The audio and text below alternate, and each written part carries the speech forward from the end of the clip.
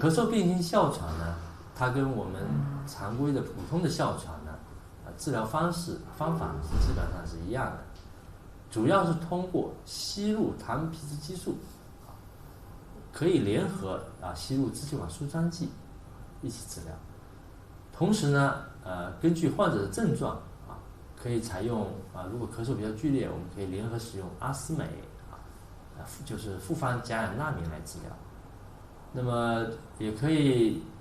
如果说这个患者的夜间比较明显，我们可以用一些抗过敏的药物或者白山烯受体拮抗剂这些药物联合治疗，缓解他的夜间症状基本上使用这些药物呢患者的症状都能得到良好的控制。那么主要这边说明的一点就是，咳嗽病性哮喘它的治疗疗程会比较长，一般都在半年以上。那么这就需要患者呢要充分理解这个疾病，同时呢积极的配合医生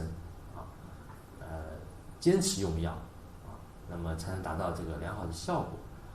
在这个过程中呢，也有很好的办法可以监测这个病情，比如说可以3个月到6个月我们做一次非功能检测，